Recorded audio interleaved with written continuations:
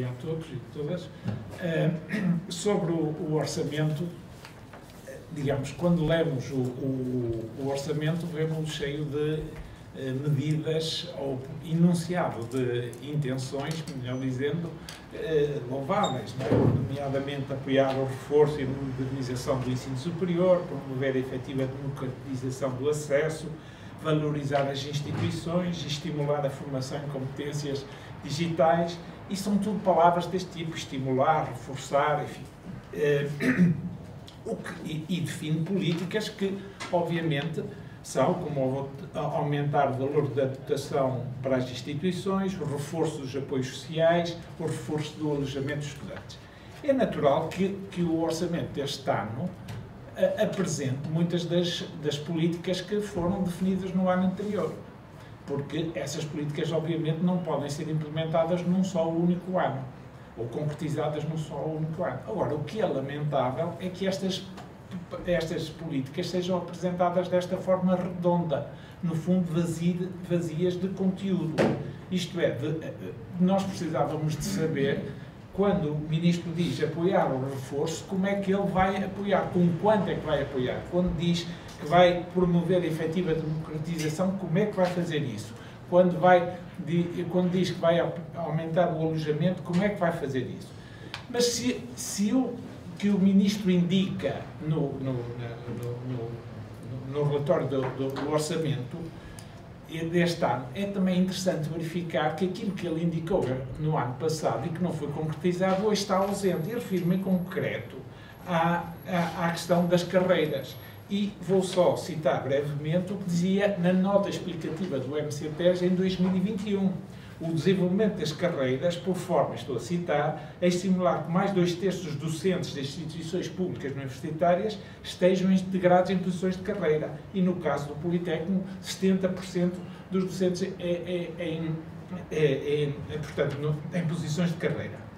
Se verificarem um dos mapas, na figura com o gráfico de barras, da renovação do corpo docente, verificarão que, por um lado, a acrescentar a isto, nós temos um corpo docente envelhecido, não é? Com uma média de idades que está próxima dos 50 anos, e em 5 anos, mais de 20% dos docentes estão na faixa etária acima dos 60 no universitário e 10% no Politécnico.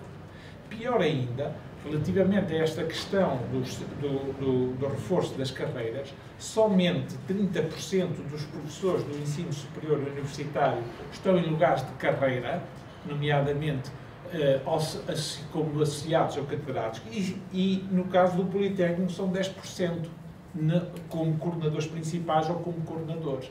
Portanto, para cumprir a medida inscrita no ano passado, que dizia que era até 2023, eram necessários lançar alguns milhares de concursos.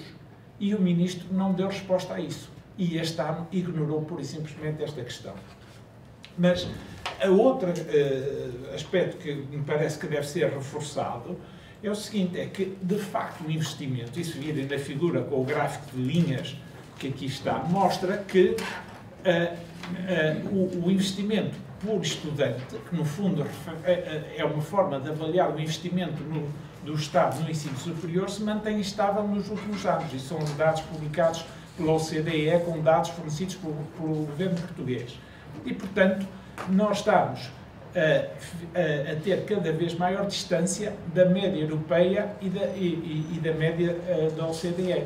E somos ultrapassados como países como, por exemplo, a Espanha ou outros países que até estavam em situação mais difícil e que hoje têm financiamentos muito superiores. Agora, o que eu gostaria de chamar a atenção, na linha do que o Mário Nogueira referiu, é que este ano, no orçamento do ano passado, o Ministro dizia que o orçamento, a despesa consolidada para o ensino superior ia aumentar em 16,9%, que é fantástico. E este ano está a dizer que vai aumentar, se não estou em erro, em 21,2%. Mas se nós formos olhar ao que foi inscrito no orçamento de 2021 e o que foi executado, nós verificamos que, de facto, a diferença da despesa consolidada é de 0,8%. Na prática, a despesa corrente com o pessoal e com as instituições só aumentou, no caso da Constituição, 0,3%, quando o Ministro, nesse mesmo orçamento, dizia que ia reforçar as instituições com 2% em cada ano para fazer face à questão das carreiras, para fazer face à integração dos colegas do pré-vestibulares. Portanto, esta é uma prática continuada do Ministério de há longos anos. Se olharmos para a diferença entre o inscrito no orçamento e aquele que foi executado, em 2020 foram executados menos 293 milhões, em 2021 menos 412 milhões. Ou seja, isto ascende a qualquer coisa como 700 milhões de euros, que representam 1/3 do orçamento que está inscrito para o próximo ano. O Ministro devia explicar o que é que se passa, porque é que este orçamento não é executado sistematicamente. E com o prejuízo que isso tem, sabendo nós, pelo gráfico mostra, que estamos sistematicamente, há muitos anos, subfinanciados. Voltando à questão da petição. De facto, a petição para a revisão do RGES, essencialmente, para além das razões que foram apontadas pelo Marco Nogueira, a revisão impõe-se com uma avaliação da prática da vivência das instituições debaixo deste regime. E o que acontece é que este regime caracterizou-se essencialmente por 3 ideias.